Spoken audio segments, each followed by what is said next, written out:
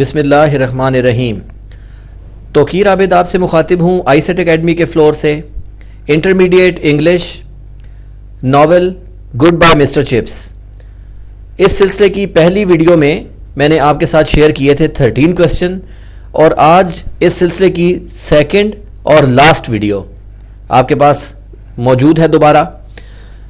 Good bye mister Chips کو لکھا James Hilton نے، اور آج ایگزامینیشن پوائنٹ آف ویو کے لحاظ سے دا موسٹ امپورٹنٹ 25 کویسچنز کی یہ سیکنڈ ویڈیو لے کے میں آپ کی خدمت میں حاضر ہوں. آئی ہوپ کہ یہ ویڈیو آپ کو ایگزامینیشن میں اچھے مارکس لینے کے لیے بہت ہی یوزفل ثابت ہوگی.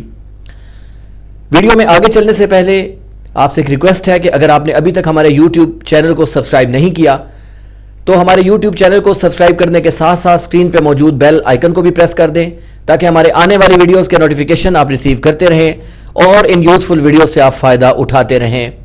Good bye mister Chips question answers.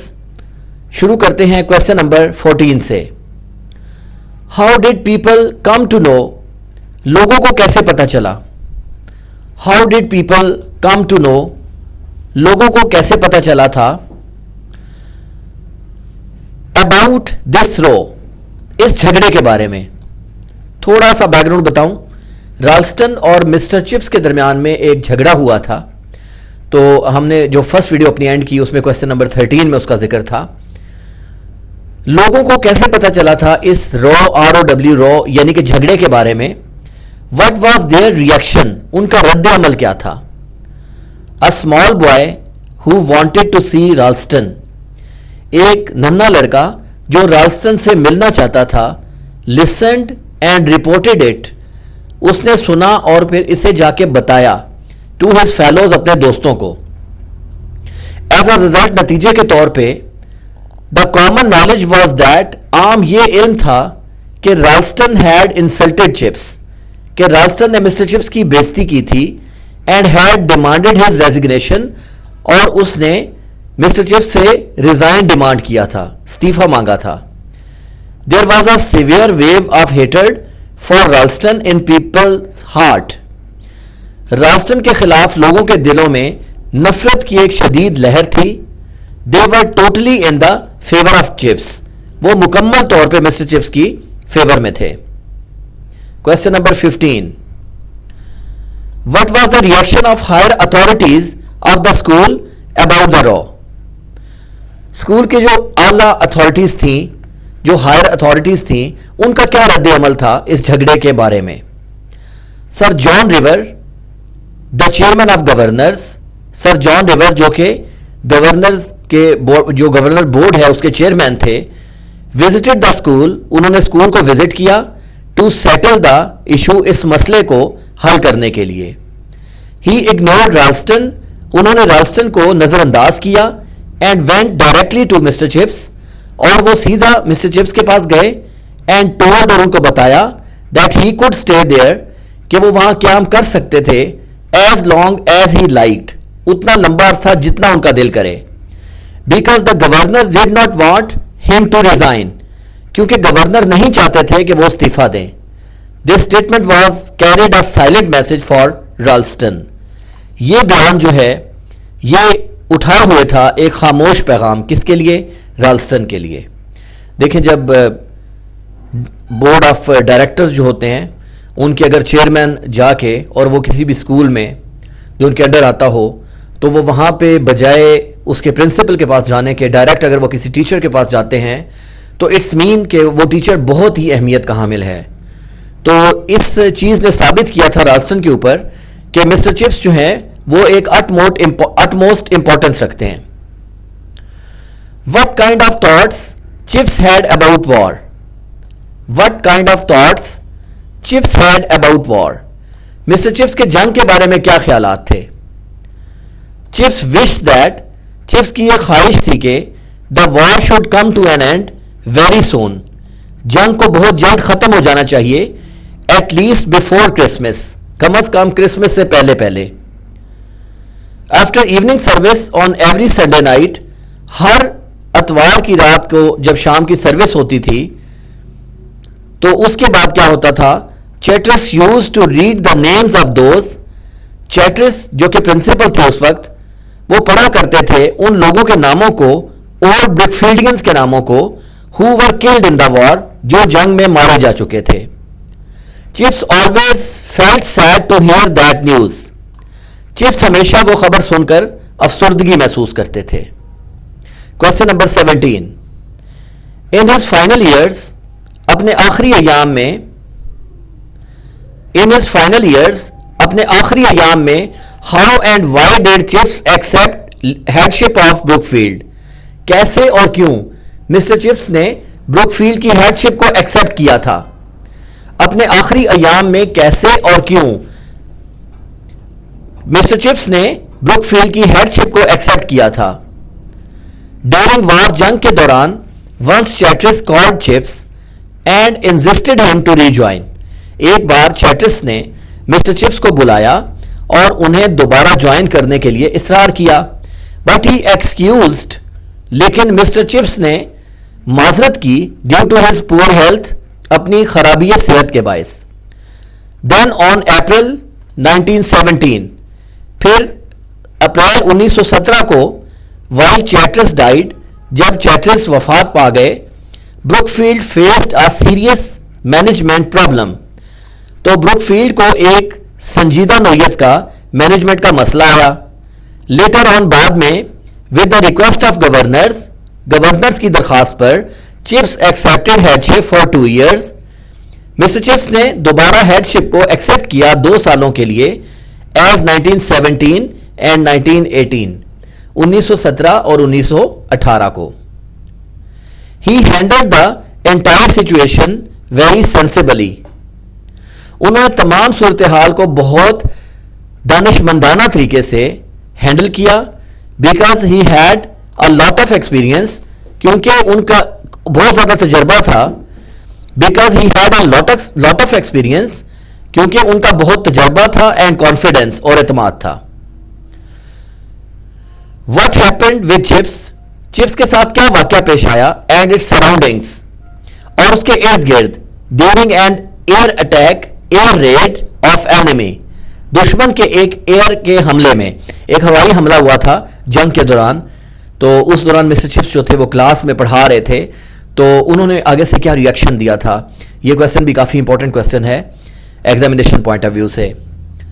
On a day, ایک دن، while Chips was busy in his lecture, جب مسٹر چپس اپنے لیکچر میں مصروف تھے، firstly there was issued warning of air attack, سب سے پہلے ہوائی حملے کی ایک وارننگ ایشو ہوئی. دین اٹ واز ہیپنڈ، اور پھر یہ واقعہ پیش آیا. There were the furious sounds of bombing and bullets all around, ہر طرف بمباری کی اور گولیاں چلنے کی شدید آوازیں تھیں. But chips did not stop his lecture, لیکن مسٹر چپس نے اپنے لیکچر کو اسٹاپ نہ کیا. دا انسیڈنٹ شوز، واقعہ یہ ظاہر کرتا ہے، ہز گریٹ بریوری، ان کی عظیم بہادری کو، and commitment towards his profession, اور اپنے شعبے کی طرف، اپنے پیشے کی طرف ان کی کمٹمنٹ کو. Question number 19. How did Mafeking night celebrated in Brookfield, Brookfield میں میفیکن نائٹ کو کیسے سیلیبریٹ کیا گیا؟ When the British won their South African war, جب برطانیہ نے اپنی ساؤتھ افریقہ کی جنگ کو جیتا، Brookfield celebrated Mafeking night, تو بروک فیلڈ نے میفیکن نائٹ کو منایا. They burned bonfire near the pavilion, انہوں نے گراؤنڈ میں جا کر پویلین کے قریب آگ جلائی. لیٹر آن، بعد میں، the fire went out of control, یہ آگ جو ہے یہ آؤٹ آف کنٹرول ہو گئی، پھیل گئی. And the fire brigade was called, اور فائر بریگیڈ کو کال کرنا پڑا. Question number 20. Describe about Chips farewell, mister Chips کی الوداعی تقریب کا حال بیان کریں. ہز اسپیچ، ان کی تقریر، and the event in your own words, اور اس واقعے کو آپ اپنے الفاظ میں بیان کریں. یہ بھی کافی امپورٹنٹ ایونٹ بھی ہے، اور یہ ایگزامینیشن پوائنٹ آف ویو سے کافی امپورٹنٹ کویسچن بھی ہے. مسٹر چپس جب اپنے ایک طویل رفاقت جو کہ ان کی تھی بروک فیلڈ کے ساتھ، جب وہاں سے الوداع ہو رہے تھے، تو انہوں نے ایک تقریب، ایک فنکشن کے ساتھ خطاب کیا تھا، اور اس میں انہوں نے کیا کہا تھا، یہاں پہ اس چیز کا بیان ہے. تو اس کویسچن کو بھی آپ اسپیشلی ہائی لائٹ کر لیجئے گا اپنے پاس. Chips received his farewell presentation. Chips نے الوداعی تقریب کی پریزنٹیشن کو ریسیو کیا at the end of term, تعلیمی سال کے آخر میں. اینڈ آف ٹرم ڈنر, تعلیمی سال کے کھانا جب دیا گیا اس کا تو اس کے آخر میں جا کے, آن جولائی 1913, جولائی 1913 کو. His speech contained a lot of jokes in it. ان کی تقریر میں بہت سارے جوکس تھے. People enjoyed it much. لوگوں نے اسے بہت زیادہ انجوائے کیا. And laughed heartily. اور جی بھر کے ہنسے. لوگوں نے نہ صرف اسے انجوائے کیا بلکہ جی بھر کے ہنسے. The speech had experience of Chip's life. اس تقریر میں چپس کی زندگی کا تجربہ تھا. Which he had spent at Brookfield. جو انہوں نے بروک فیلڈ میں گزاری تھی فار مور دین 42 ایئرس, 42 سال سے بھی زیادہ. تو یہاں سے بھی آپ اندازہ لگائیں کہ مسٹر چپس کا اس اسکول کے ساتھ جو ساتھ تھا وہ 42 سال سے بھی زیادہ کا تھا. Question number 21, what kind of reputation Chips earned. Mister Chips نے کس طرح کی شہرت کمائی. مسٹر چپس نے کس طرح کی شہرت کمائی. What did he do with his money? وہ اپنے پیسوں کے ساتھ کیا کرتے تھے. Chips had earned the reputation of great jester. Mister Chips نے ایک بہت ہی اچھے قسم کے مقرر منصف ان کی شہرت کمائی. People often said, اکثر لوگ کہا کرتے تھے that he was a marvelous person, کہ وہ ایک شاندار انسان تھے. Chips used to give away major part of his income. Chips جو تھے وہ دے دیا کرتے تھے اپنے پیسوں کا, اپنی انکم کا ایک بڑا حصہ ٹو نیڈی پیپل, ضرورت مند لوگوں کو, ان ویریس اسکول فنڈز, بہت سارے اسکول کے فنڈز میں, and to Brookfield mission, اور بروک فیلڈ کے مشن میں بھی. Question number 22, which season did Chips like the most and why. Mister Chips کو کون سا سیزن پسند تھا. مسٹر چپس کو کون سا موسم پسند تھا, موسم کا کون سا حصہ ان کو زیادہ اچھا لگتا تھا, اینڈ وائی, اور کیوں. Chips like summer season. Chips کو موسم گرما پسند تھا due to its fair weather condition, اس کے اندر اچھے موسمی حالت کی وجہ سے. He like to sit near fire in late evenings. وہ آگ کے قریب بیٹھنا پسند کرتے تھے دیر تک شام کے وقت. He was interested in the season. وہ اس موسم میں دلچسپی رکھتے تھے due to continual visit of the old boys. ان تمام پرانے لڑکوں کے لگاتار وزٹ کی وجہ سے who called at his home, جو ان کے گھر آتے تھے, and he recognized them by their names. اور وہ ان کو ان کے ناموں سے پہچانتے تھے. recognize, پہچاننا, اور وہ ان کو ان کے ناموں سے پہچانتے تھے. Question number 23, Why did Chips like Brookfield? Mister Chips Brookfield کو کیوں پسند کرتے تھے. Chips like Brookfield. Chips Brookfield کو پسند کرتے تھے because it was an old foundation, کیونکہ یہ ایک پرانا ادارہ تھا. اسٹل اٹ واز سروائوڈ, ابھی تک یہ قائم تھا. And had also stood against the test of time change, اور ابھی تک جو وقت کی تبدیلی کا ایک ٹیسٹ ہوا, ایک امتحان ہوا, یہ اس کے سامنے کھڑا رہا. اینڈ وار, اور جنگ کے سامنے بھی. مور اوور, مزید یہ کہ Brookfieldians were very helpful فل. بروک فیلڈینز بہت زیادہ مددگار تھے, اور اس کا کیسے پروف ہے کہ once they loaded motor vans, ایک مرتبہ انہوں نے موٹر وینس کو لوڈ کیا ود فوڈ اسٹف, اس میں بہت سارا کھانا رکھا, فار دا نیڈی پیپل, ضرورت مند لوگوں کے لیے, ڈیورنگ اے جنرل اسٹرائک آن 1926, 1926 میں ایک عام ہڑتال ہوئی تھی, تو وہاں جا کے انہوں نے لوگوں کو کھانا پرووائڈ کیا.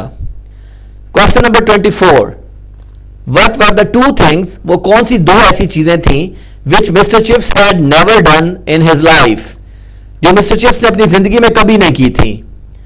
Mister Chips had never travelled by air, Mr Chips نے کبھی بائی ایئر سفر نہیں کیا تھا. And he had never been to a talk show, اور آپ نے کبھی بھی کسی ٹاک شو کو اٹینڈ نہیں کیا تھا. یہ دو کام ایسے تھے جو مسٹر چپس نے اپنی پوری زندگی میں کبھی نہیں کیے تھے.